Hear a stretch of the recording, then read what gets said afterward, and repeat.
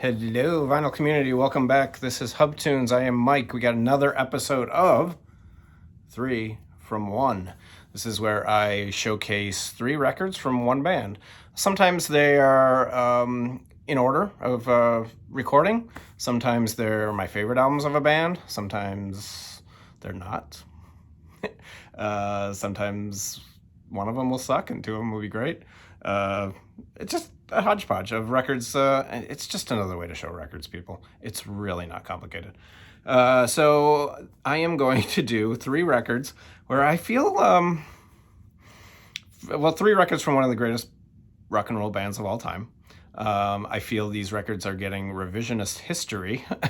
I was in my prime listening years. I was probably 14, 15, and 16 when these records came out. So I was a massive record buyer and listener. It's where half of these records come from, was when I was in high school. This band was the biggest band in the world. Legends, and every time they released an album, it was a huge production. It was a huge tour. It was a huge marketing splash. And when these albums came out, it was no exception. And a couple of them really suck.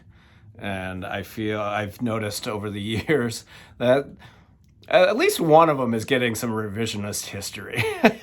And I don't understand why, because I remember when this piece of garbage came out. This thing sucks. First of all, the cover. It sucks. Now, I did a video when I first started making videos about, I think somebody did a contest. It was like, show 5 albums that absolutely suck. And this was one of them. And I got shit for it, if you can believe that. I still don't believe it. I remember when this came out, there was no tour with this because they were barely a band at this point. This is just a hodgepodge of songs that really, come on, people. If I listened to all 3 of these records getting ready to make this video because I wanted to make sure if I was going to bash one of the greatest bands of all time that I was confident in it. So I've just listened to all 3 of these records. I listened to this the other day. I listened to it all the way through. It's got some pretty good sound. The sound on this is really good. It was recorded very, very well. If you don't know this is Dirty Work by the Rolling Stones, the follow-up to Tattoo You. There was a live album, Still Life, crammed in between. Not one of the best live Rolling Stones records. I actually saw them on that tour. That was my very first concert, was the Rolling Stones Still Life tour. So this is kind of the studio follow-up to Tattoo You. This isn't very good. Harlem Shuffle is on here. Had It With You is okay. Back to Zero, meh. Hold Back, Too Rude is a Keith song. It's not good. The title track is not good. One Hit to the Body is interesting, I guess, the first time you hear it. But man, that was on the radio all the time. It's not good. Sleep, and I think that's another Keith song. Tonight, Winning Ugly. Winning Ugly was okay. And Fight is just another... it's got a nice riff to it. The one thing that, every Rolling Stones album, even some of these later ones in the 90s and stuff, there's always a couple of songs that have great riffs. I mean, because Keith is the master of a great riff. There's no great riffs on this record, and that's what's missing, I think. Produced by Steve Lillywhite, who was also working with U2 at the time, and the Glimmer Twins. Jesus, I don't have anything nice to say about this record. I'm sorry. It does have, what's nice about this record? It's got a cool little label. That's it. If that's all you got, yeah, I don't know. Somebody's gonna, it's not that bad. It's got a couple of good songs on it. Does it? Next up would be Undercover of the Night. I think there was a tour with this. I don't remember. There was a tour with every Rolling Stones album. I don't think there was one with. There definitely wasn't one with Dirty Work. There may have been a tour with this. I don't know. Terrible cover artwork. Absolutely horrendous. Almost as bad as the previous record I just showed. I can't even say the name. Dirty Work.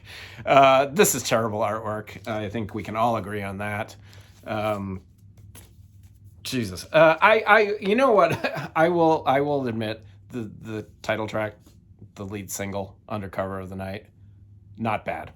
I actually, when I put it on, I actually did kind of enjoy it.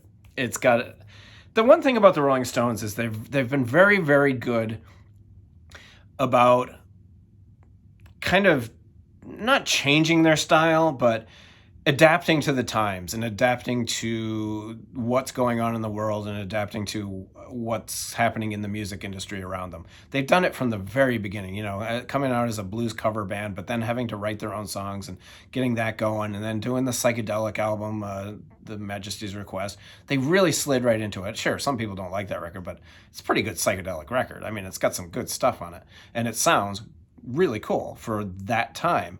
And then the disco kind of comes around, and they hit it with Miss You and songs like Emotional Rescue, and so they've been very good about easing into like the different eras of music. They did it with Tattoo You, which, yeah, it's all a bunch of demos and leftover stuff, but it's got a real 80s feel to it. Songs like Slave and Black Limousine. And so there's definitely an 80s feel, the early 80s, granted, but this also has some really, it's got some decent 80s vibe to it.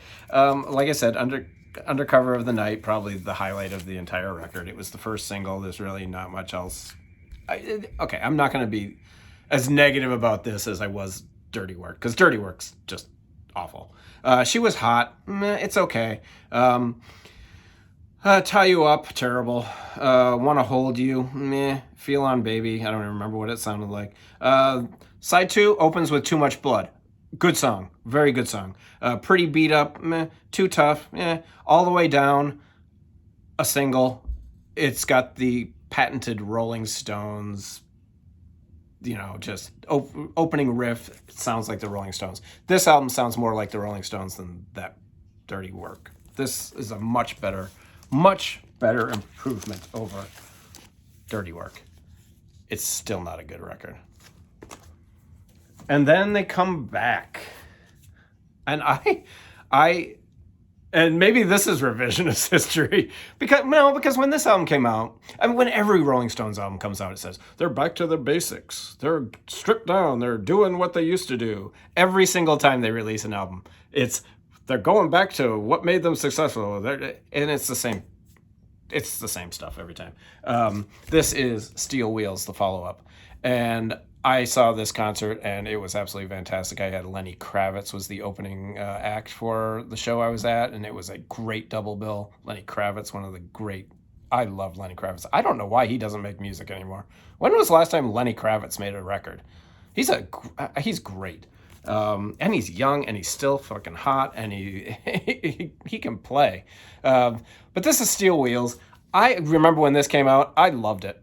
I really did like it. Mixed Emotions was the single. Not the best single. There's better songs on here for singles. But I thought this was a really solid comeback from the previous two records. Sad, Sad, Sad opens it up. It's got that classic Keith riff.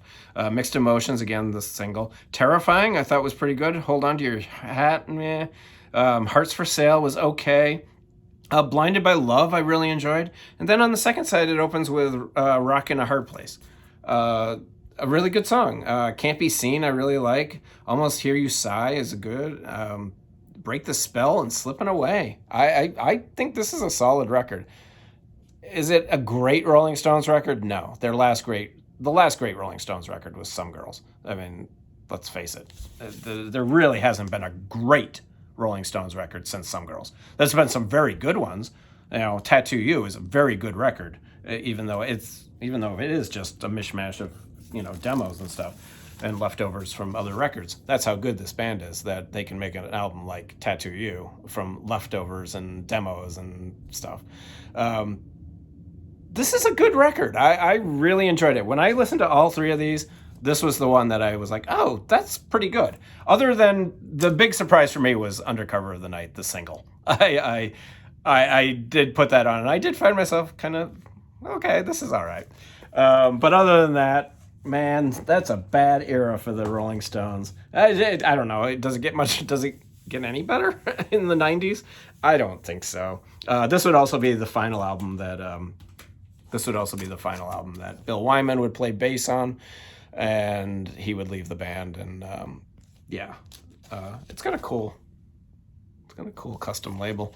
That's it. I got nothing else to say about those three records. Bye.